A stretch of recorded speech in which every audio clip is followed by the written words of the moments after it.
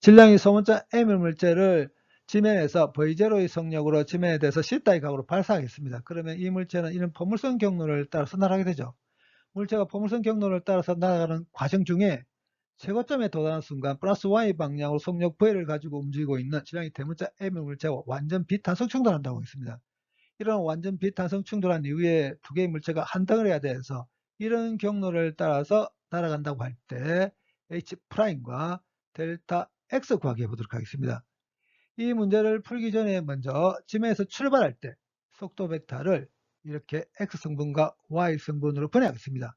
이 화살표의 길이 V0고 이 각이 C다라고 하겠습니다. 그러면 이 화살표의 길이 V0 코사인 C다고 플러스 X방향이죠. 이 화살표의 길이 V0 사인 C다고 플러스 Y 방향으로 하고 있습니다.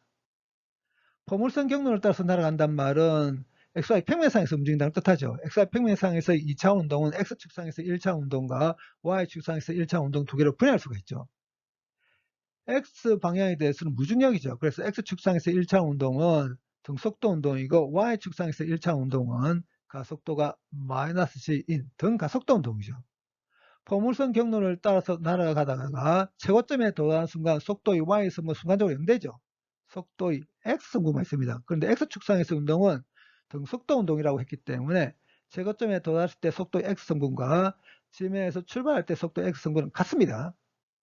그러면 지면에서 출발해서 포물선 경로를 따라서 날아가다가 다시 지면으로 떨어질 경우 날아간 거리 R과 도달한 채높이 H부터 정해 보겠습니다. 날아간 거리 R은 G분의 V0 제곱 사인 20다죠. 주어진 값 다 대입해서 구해보면 53m거든요. 그 다음에 도달한 채높이 H는 2G분의 V0 제곱 사인 제곱 C답니다. 주어진 값 다 대입해서 구해보면 7m입니다. 근데 이 물체가 최고점에 도달하는 순간 플러스 Y 방향으로 속력 V를 가지고 움직이고 있는 질량이 대문자 M의 물체와 완전 비탄성 충돌합니다. 어떤 타입의 충돌이 일어난다 하더라도 충돌 직전과 직후에 운동량 보존돼야 되죠. 같아야 됩니다. 지금 문제의 상황에서는 충돌이 XY 평면상에서 일어나고 있습니다. 그래서 충돌 직전과 직후의 운동량의 X성분 같아야 되고 충돌 직전과 직후의 운동량의 Y성분도 같아야 됩니다. 운동량의 X성분 확인해 보도록 하겠습니다. 충돌 직전에 X방향으로 움직이고 있는 건 질량의 소문자 M의 물체 한 개밖에 없죠. 그래서 충돌 직전의 운동량의 X성분은 V0X의 질량 소문자 M 곱해버리면 됩니다. V0X를 V0 코사인 C따로 바꿀 수 있습니다. 그래서 충돌 직전의 운동량 X성분입니다.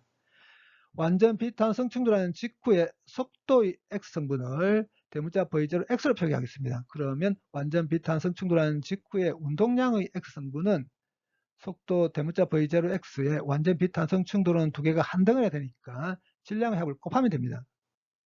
같아야 됩니다. 그럼 이 식에서 양변을 질량의 합으로 나눠버리게 되면 완전 비탄성 충돌하는 직후의 속도의 X성분 구할 수 있습니다. 주어진 값 다 대입해서 구해보면 21m/s입니다.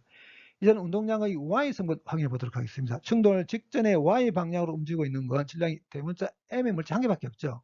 그래서 충돌 직전에 운동량의 Y성분은 이 소문자 V에 질량 대문자 N 곱하면 됩니다.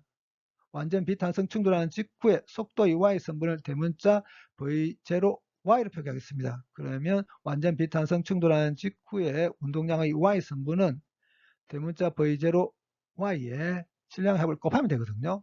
같아야 됩니다. 그럼 여기서도 양변을 질량의 합으로 나눠버리게 되면 완전 비탄성 충돌하는 직후에 속도의 Y성분 구할 수 있습니다. 주어진 값 다 대입해서 구해보면 13m/s입니다. 이제는 완전 비탄성 충돌은 이것만 생각하도록 하겠습니다. 그래서 완전 비탄성 충돌하는 시점을 T-0이라고 했습니다.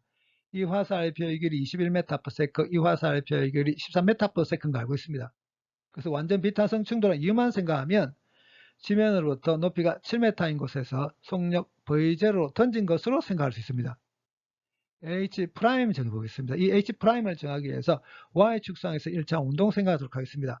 Y축상에서 1차 운동은 가속도가 마이너스 G인 등가속도 운동이라고 했습니다. 등가속도 운동을 하고 있을 때 위치가 델타 Y만큼 변한 직후의 속력의 제곱과 위치가 델타 Y만큼 변하기 직전의 속력의 제곱 차이는 델타 Y의 가속도를 곱하고 1을 곱한 것과 같죠. Y축상에서 1차 운동은 가속도가 마이너스 G인 등가속도 운동이라고 했습니다. 그리고 델타 Y가 H'이라고 했습니다. 델타 Y가 H'이란 말은 위치가 여기에서 최고 위치로 변한다는 뜻이죠. 최고 위치에 도달하는 순간 속도의 y 성분 순간적으로 0 된다고 했습니다. 그래서 h' 구해보면 이렇게 되거든요. 마이너스 다 없애버리겠습니다. V0y 대비해서 h' 구해보면 8.6m입니다. 이제는 여길 기준에서 x방향으로 날아간 거리를 r'이라고 할 때 이 r'이 정해보겠습니다. 이 r'이라는 거리는 어떤 거리냐면 여기서 출발해서 여기까지 오는 동안 x방향으로 움직인 거리입니다. 그러니까 공중에 머문 시간 동안 x방향으로 움직인 거리가 r'이거든요. 그래서 r'을 정하기 위해서는 공중에 머문 시간 정해야 됩니다. 공중에 머문 시간도 y축상에서 1차 운동 생각하도록 하겠습니다. y축상에서 1차 운동은 가속도가 마이너스 g인 등가속도 운동이라고 있습니다. 등가속도 운동을 하고 있을 때 이미 순간 t일 때 위치 y는 t = 0일 때 위치 y0에 t = 0일 때 속도의 y성분에 t를 곱하고 2분의 1 ayt 제곱한 세 항을 다 더하면 되거든요. ay가 마이너스 g입니다. t = 0일 때 지면으로부터 높이가 7m인 곳에서 출발하고 t = 0일 때 속도의 y성분 13m/s, g가 9.8m/s 제곱인데 2분의 1까지 해서 이렇게 바꿀 수 있습니다. 여기서 출발해서 여기까지 오는 동안 y축상에서의 운동에서 어떤 일이 생기냐 하면 지면으로부터 높이가 7m인 곳에서 출발해서 최고점까지 가서 y가 0 되죠. 그러니까 지면으로부터 7m인 곳에서 출발해서 y가 0이 될 때까지 걸린 시간이 공중의 머문 시간입니다. 이 전체를 우변으로 옮겨버리겠습니다. 그러면 시간에 2차 방정식 나오거든요. 그래서 근의 공식을 이용해서 시간을 구해보면 하나는 마이너스로 나오는데 마이너스 무시하겠습니다. 플러스인 경우만 선택하면 공중의 머문 시간 3.1초입니다. 그러면 r'을 구하기 위해서는 어떻게 하면 되냐면 x축상에서 운동은 등속도 운동이기 때문에 이 녀석에다가 좀 전에 구한 3.1초 곱하기만 하면 됩니다. 65m입니다. 알고 있는 게 뭐냐면 이 r이 53m인 거 알고 있거든요. 그러면 이 거리는 2분의 r이죠. 그럼 이 델타 x는 r'에서 2분의 r 빼버리면 됩니다. 39m입니다.